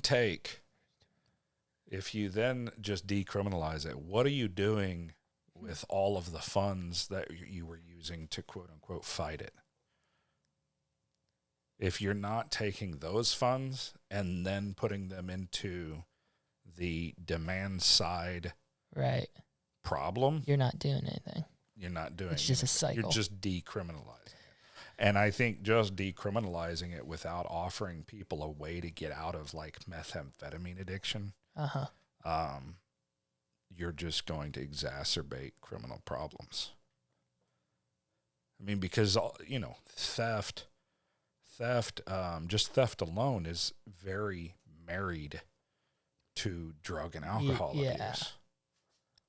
I see what you mean. Mm-hmm. It's very married to it. So you're making more of a anarchy world if you're just decriminalizing drugs. Right. So instead, what should happen is fix the problem where the problem is. And the thing is I'm not saying you when I'm saying you decriminalize, like you just, like people can use that substance.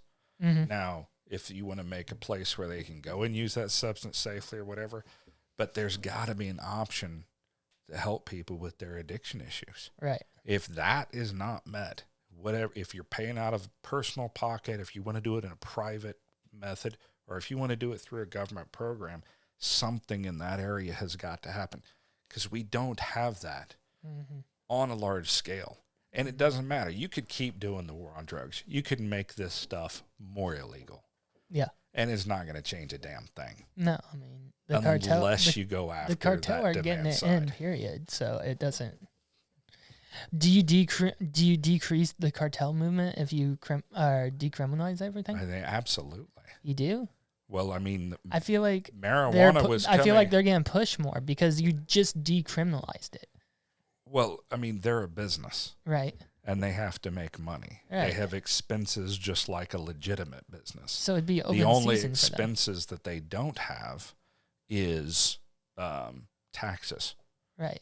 Business fees and things like that. They're avoiding all of those, but they have expenses as well. So we would like let's just say, I get what you're saying. So marijuana for Mexico, marijuana is now being imported into Mexico. It switched. Jesus. So they used to export marijuana to the United States. It used to come across the border north. It's going south across the border now because it is cheaper for them to import it now than it was the other way. Now, the problem is when we made the laws about access to pseudoephedrine and whatnot here, that actually didn't reduce the number of labs. It reduced the number of labs in Oklahoma. Yeah. But it increased the number of labs in a place which it was easier and more cost effective to run a lab, which was Mexico. Yeah. So the methamphetamine labs increased in Mexico, and it's a high dollar item because it's illegal. Yep. So you can charge more for it. There's more margin to be made, and so it just flows north across the border. You make it down where it's cheap, haul it in here, sell it for a higher price. You've got a great margin on it. Attack the margin. Go after the margin. Yeah. Okay. I mean, if bananas were $1 a pound right now, and we opened a banana farm and doubled the amount of bananas available in Oklahoma, it should go down by half. Right. Should be 50 cents a pound. You know, ceteris paribus, which is Latin. All other things being equal. So anyway, I could talk economics all day too. Oh, yeah. But the economics of the drug trade, it's staggering. We've been fighting a demand side or a supply side battle for what, 50 years now? 40, 50 years? Reagan, right? Reagan. I mean, it was going on before that. Nixon. Did Nixon attack it? Nixon was going after it. But the Opie fields, right? Go back to look at Anslinger's quotes. Anslinger was basically the first drug czar. I didn't know that. Oh, you want to see some interesting quotes? Google Anslinger quotes. A-N...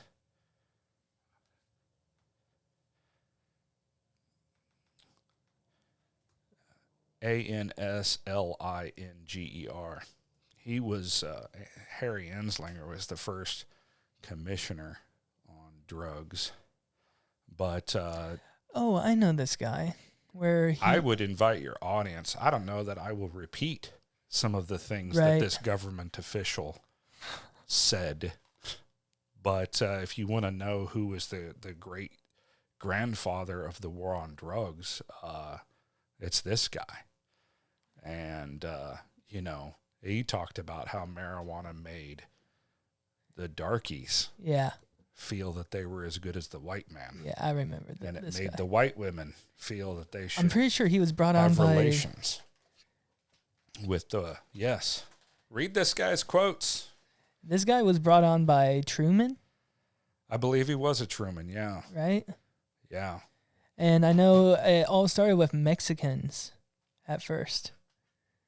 Oh, so marijuana isn't even like... He was very anti-Mexican, very anti-black. Yep. Read his quotes. This guy was a government official. He was the guy that started the war on drugs. And, marijuana is the most violence-causing drug in the history of mankind. I disagree. Is what he said. I would... and this is the thing. What's your opinion on that? Like, what is the most violent causing drug? I would say, the one, I don't know. I don't know. Bath salts? The one that causes the most violence, I would say, is probably, if you're talking about a substance, is alcohol. Okay. Alcohol is probably one of the most dangerous drugs. Albeit sugar is pretty damn bad. Yeah. But if you want to talk about process addiction, natural process addiction, look that up. Read up on natural process addiction, which is food, because we have to eat. Okay. Sex, because we are driven to procreate. And some people might argue with me, but risk-taking. Risk-taking is a natural part of the human psyche. So gambling addiction. That makes sense why I want to ride horses. The a rodeo. Scariest clients I ever had were natural process addiction addicts. Oh boy. Sex addicts, and food addicts and gambling addicts are probably the most driven addicts and probably the hardest addictions to break. Unbelievably hard to break. Like, I would rather find out that my kid was on meth than had a gambling addiction. Really? Fuck. I know that sounds messed up, but a gambling addiction, when you talk about a gambling addiction, the compulsion, You know. And the thing is like look up and study the changes in the brain. A lot of people will say, oh, we'll get addiction is not a disease. You know, the thing is like you're choosing to do something, and everything that we do has an effect on our brain. Right. And so the dopamine driven, do you want another one of those? I would love another one of these. Talking about addiction, I think I'm addicted to Alps water now. Are you? But the dopamine-driven actions that we take, when we do them over and over again, we become so addicted, and our brain matter actually changes shape because of addiction. So, I think there's probably a lot of information the public needs to learn about addiction. Definitely. Being an attorney, I got exposed to a lot of this information. Luckily, it's starting to permeate through the court, the justice system, and they're starting to learn more about it. They're starting to learn more about, like, something the comedy community knows really well about is, like, early childhood trauma. Oh, yeah. If I didn't have some early childhood trauma, half of my sets would be dead. Well, you have a brother that shows up to a lot of your sets too. Absolutely. And he films you, or at least he has in the past. He helps you. He's quite busy. He's in and out of town a lot, doing a lot of his own thing. But he's been a huge supporter. All of my siblings have come to shows. I've got 4 siblings. I've got 3 sisters and 1 brother. And Jesus, they've all come out all at once. You know, we had a family together. They came out when Kindle's was open. I did a headline out there for a showcase, and they came out to that. My mother has come to like 4 of my showcases. I think I remember. Yeah. I'll tell you, there's very few times that you have great joy in life. It's the one where you told about the fly, right? Yeah, that was the Halloween one. Okay. When I was dressed up as Beetlejuice. You remember that joke? Yeah, I remember that joke. That was off the cuff. Like, yeah, you told me that. I didn't prepare that at all. I just had this experience where the thing is like I had an experience one night where I had a few adult beverages and I was at home and I peed a housefly out of the air. Like I was there, not like I'm in my living room and I'm like, hey, quit flying around. Psst, you know.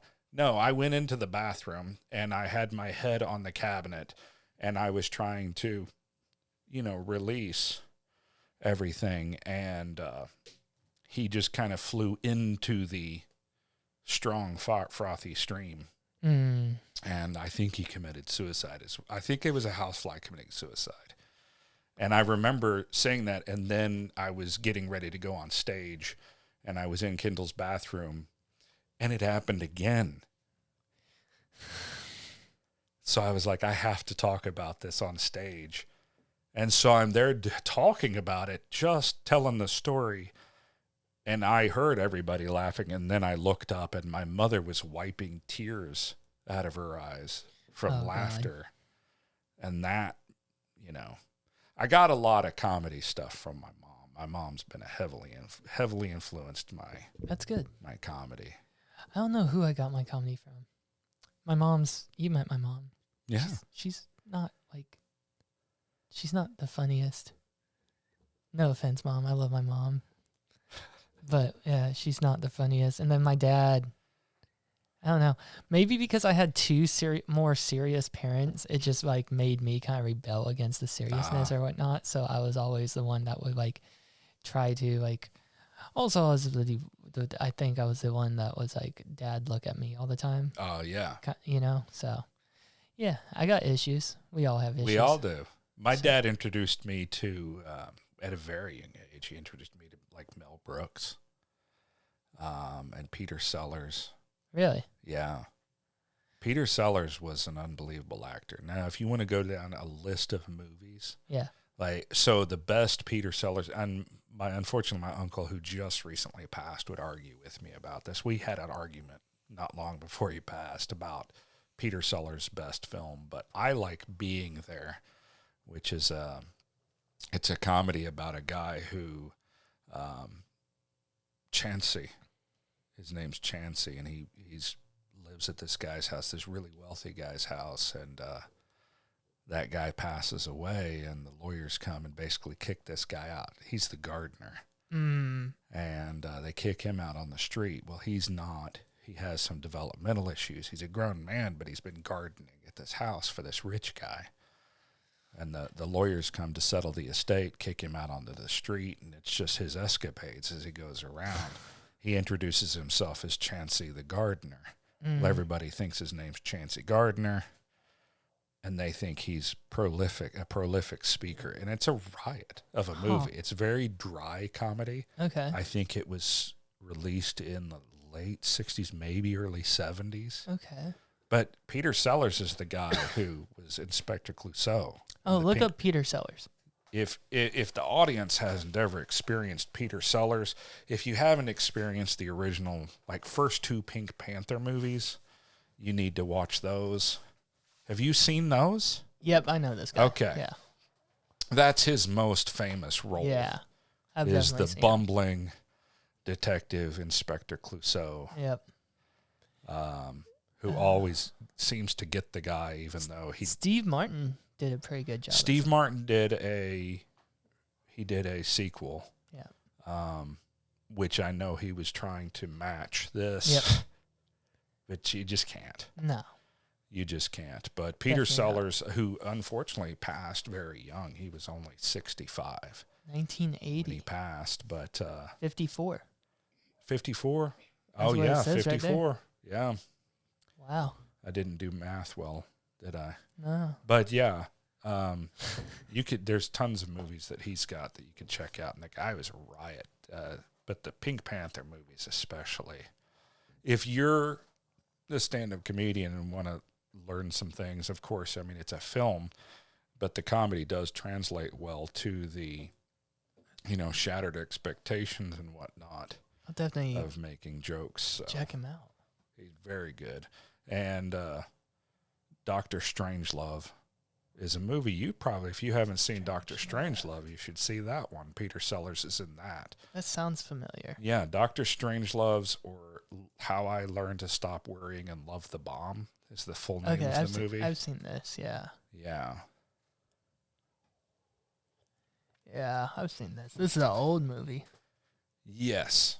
This is another one my dad introduced me to, and it's a riot. It's one of those you have to watch a couple times to understand, but it's very, very funny. Okay. I've been watching like a lot of Western type of stuff, like Yellowstone. I just recently watched Tombstone last week. Right. What would you say is the best Western movie? I've got an answer for this. I want to see what your answer is. Best Western. Geez, I would.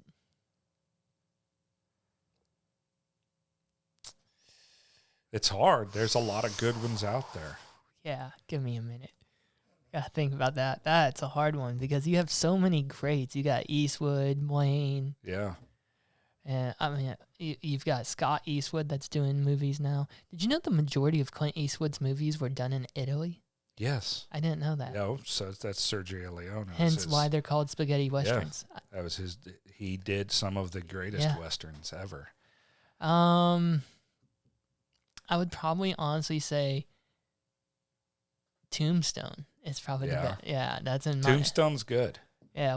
Mine's a Sergio Leone movie. It's an Italian spaghetti western. It's Once Upon a Time in the West with Henry Fonda. That's not a bad one. One of my favorite days was after the movie Joker came out. Yeah. And I was at work and some of the guys were talking about, oh my gosh, he's brutal in that film. He's so psychological and it's just brutal. And I was like, it was good, but when you see Once Upon a Time in the West, there's a scene in there. First it's been a while since I've seen that. You have to understand the perspective of when that movie came out. So Henry Fonda was hired for that movie, and he played a bad guy. Mm. And the thing is Henry Fonda didn't play bad guys. Right. He never played bad guys. He was a handsome, blue-eyed, good guy. Right. And so his introduction scene in that movie is his gang is basically taking out a family that's living on this land the railroad wants to come through. And so they gun down the family. And I'm not going to tell you, but like the they're gunning down this family, and then the leader walks up, the leader of the gang walks up, and the camera pans around, and it's Henry Fonda. And I would love to go back in time to be in that theater. Right. To hear everybody just gasp that the bad guy gunning down a family is Henry Fonda. I said Henry. Is it Peter? I'm probably wrong. I've probably been saying Henry this whole time. It's Peter Fonda, isn't it? Is it Peter Fonda? I'm pretty sure it's Peter. No, it's Henry. Peter. Yeah, Henry Fonda. I've been saying it wrong. Peter Fonda's Henry's son. So that's Henry. I mean, 12 Angry Men, on Golden Pond. I was going to say either... He prolific actor, amazing, Grapes of Wrath. My second choice would be either Outlaw Josie Wales or Two Meals for Sister Mary. 2 Meals for Sister Sarah. Sarah. Yeah. Jesus, I can't believe I got that. No, that's all right, man. You didn't grow up with my father like I... Yeah. You have to know this stuff. Like, this is, you must know. Because he'll just break in. Dad will start talking about a Western. And you've got to know, okay, that's John Wayne. Yep. That's True Grit, the original. Yeah. I know the original. That's a good... What's cool about watching Westerns with my father, he was born in 50. Okay. And, of course, so he grew up on these. Yeah. What's fun about watching movies with him is he will tell you what else every actor in that movie has starred in. Really? That's cool. Yeah. Like, he'll tell you when he first went and saw, I think it was Once Upon a Time in the West, and the opening scene for that has 3 huge Western character actors who get gunned down in the opening scene, and he was like, whoa. Well, wasn't that how Clint Eastwood got his start? Did you he was in like a... He was in Richard Pryor movie, right? No, Clint Eastwood started, his first was a television show. He was a doctor. He was, what was the name of the Western he was in? It wasn't The Rifleman. It was,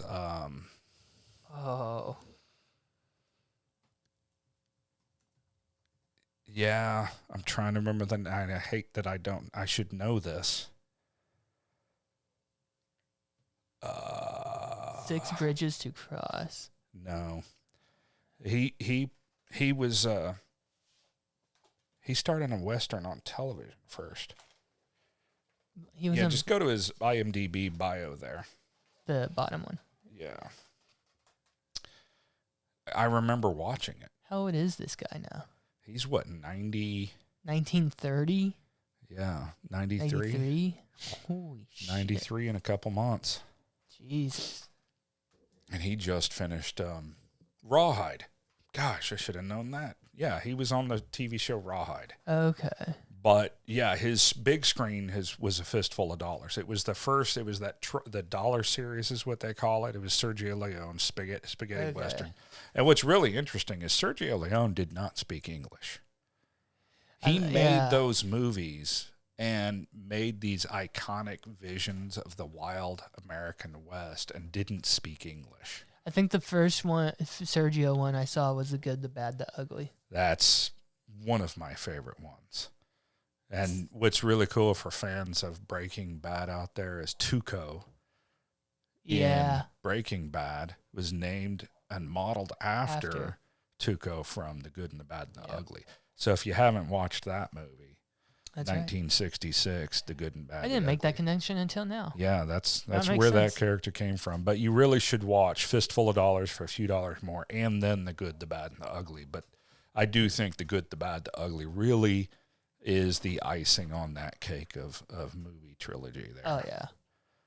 Really well done. What did he do with the Two Mules for Sister He was Sarah. he was starred in that, and that is Hang 'em High. What is her name? And Kelly, was it Shirley Kelly MacLaine? Who was in Two Mules for Sister Sarah? That was it's Kelly Heroes, right? Shirley MacLaine is who. Yeah, Shirley MacLaine was his co-star in that. Who was an unbelievable actress in her own right. Get the advertisement off before he reads it. Before I start bitching about ads again. Yeah, as far as, man, I enjoy the Western. Have you seen his son? I have. They're identical. Yeah. It's kind of crazy. And I mean, Scott, he's not doing much in Westerns, or I guess maybe he is. They're just less popular. Yeah. That's a really good film right there as well. That is, it's fun. I mean, this is the one where he gets shot in the arrow and she has to push it through, right? Yes, I do yes, believe it so, is. yeah. Yep. See, I remember some of this. It's been so long. Yeah, I remember all of this now. Okay. Yeah, probably my favorite Eastwood movie is The Outlaw Josie Wales. Yes. Probably his best. It's down a little bit. Outlaw Josie Wales, high, right there. Was great. I like Robert Redford is pretty good too. Robert Redford is good, yes. I like Jeremiah Johnson of his. It's probably my favorite one of his. Probably the only one I know of his. No, there was the I can't remember. Yeah, there's been a few of those. Yeah, his wife, kids die. Yep. This was a good one. It was really well done. It's funny, like I'm just sitting here thinking about it. My dad can tell you, like every actor pops up on the screen, and it's like having pop-up video from VH1. I don't know if you remember that. I do. Yeah, it's like having your own pop-up video for. Like my dad is. If IMDb ever goes down, my dad could help them rebuild the Western section. Good deal. He could tell you everybody that's been in anything. But, and he also knows the war movies, too. He can tell you everything about the war movies, so. I really like the war movies. Like The Pacific, I mean, that's a series, obviously. The Pacific was unbelievable. Pacific is rough to watch. And then, I watched The Band of Brothers before then. I was like, okay, that was rough. And then I watched Pacific. I was like, oh. I think our Marines I just literally watched Hacksaw Ridge last week. I haven't seen Hacksaw. So is that the one where he's the He's the conscientious objector who won't signed up so he won't carry a gun. Okay. But he goes out and becomes a medic. And it's based on a true story. Yeah. And he apparently rescued a bunch of soldiers as well as enemy combatants and saved their lives after the Battle of Hacksaw Ridge. I thought that was 17 or 1917. No, that's the one. It was World War II. It was 1917 in the Pacific Theater, and but what's interesting is I was watching that film, which is I believe Mel Gibson directed that, and really he's known for being graphic. Yeah. And the thing is like I'm watching soldiers get blown up and apart in that movie, and I was like, you know what? I bet it was worse. I don't know that you can capture what humans can do to each other on film. I'd still say Saving Private Ryan's probably one of the greatest films, but I mean, The Pacific and Band of Brothers were both produced and directed by Clint Eastwood and Steven Spielberg, right? That was Tom Hanks. Well, Hanks also had a hand in those too. Was Eastwood involved in that? I'm pretty sure it was Band of Brothers he was involved with. I don't know if he was involved with the Pacific. My favorite part of Band of Brothers is the fact that we've got one of our friends in it. David Schwimmer is in Band of Brothers, and I hated him. Like, really? He was so good at it. Yeah. It was odd to watch because I so wanted to just laugh. Ross. Yeah. Yeah. It was weird to see him, but I was like, you play such a good role at this. Like, yes, he did. He did such a good job being so hateable. So hateable. But you have anything to promote? What am I've got coming up Lively Brewworks on the 2nd of April. Okay. That's a Sunday evening. Everybody should come out to that. It's affordable at $5. Hell yeah. And they have some excellent beers. Okay. At Lively Beer Works. So I'll be doing that. I've got word of a 420 show, even though I don't participate. I heard Probably of it too. because I'm an attorney. Yeah, I forgot about That's that. a You good are an one. attorney. You can't do this. No, you can do that as an attorney. Really? Yeah. If you have your card and everything? So if you have your card, yeah. Yeah. I didn't think about that. No, I have my card, but that's just because I go to open mics. I got you. And everybody smokes at open mics. I might have to do a pee test the next day or something. Yeah, so I you get better you. have your card. No, I just I did last year. I had a surgery that after the surgery, you know, I prefer a more natural pain reliever. Yeah. So after that surgery, I did partake for a little while, but what I've used it for in the past, I just don't need it for anymore. I got you. But you know, I'm a supporter. So I've got that, and I understand maybe a 40 West show coming up in 40 West, June okay. or such, sometime like that. So You just did JJ's show, one of his yeah, shows. Right? I hosted at Zuma. Okay. Man, Zuma's a great spot. I need to go check We've Zuma got out. some great spots here. JJ has a lot of great spots, but Zuma's nice. It's a nice place. I really enjoy going and doing comedy there. You've got a great audience that comes out. The owners of that place and the staff there is amazing, wonderful people. And they've got a backyard opening up soon. They've Okay. remodeled and landscaped their backyard so that, you know, if you're in Oklahoma City, I definitely suggest Zuma. Okay, I'll definitely go check it out. You can always come out Thursday night. We've got the JJ's Alley open mic. And then we have OK Culture, too. OK Culture right after that starts at 9:30, run by Mr. Brandon Killo. That's a great spot. I've been out there several times. Beautiful place. I need to get him on. I'm booked all the way through like May. It's a great problem to have, man. Yeah, it's a little it's nice. Right.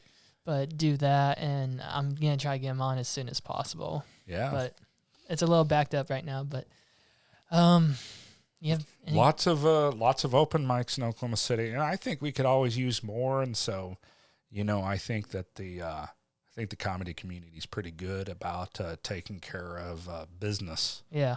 I think we could always do better. We could always tip better and everything. Make sure you're tipping, guys. But definitely. But I think we could definitely use some open mics, and I think they're fun. I think so. If there's venues that you want to do an open mic, you can holler at me.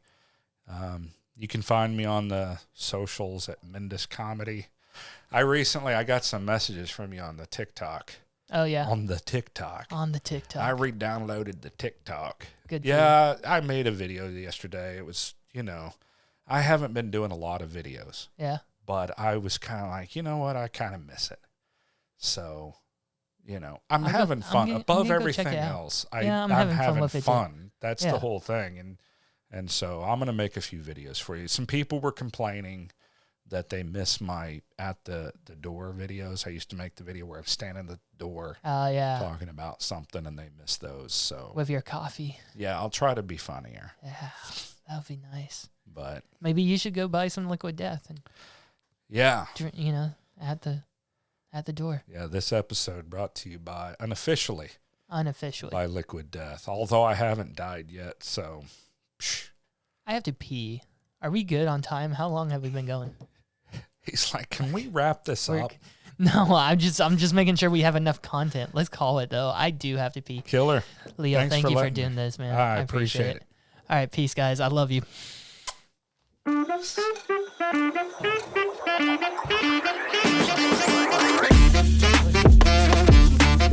Hello, Mark Trotter. How are you? Hey, I'm good. How are you? Good. Welcome to the HeleyCast. What's up, Billy Freeman? What's going on, man? How we doing? Good. How are you? Good. Hello, Marty. Oh, hey, buddy. What's up, man? How you doing? Doing good. How are you? Next, how are you doing? What's your real name? What's your government name? That is my first question. I'm just going to go right off the bat and go. JJ Wood. What's up?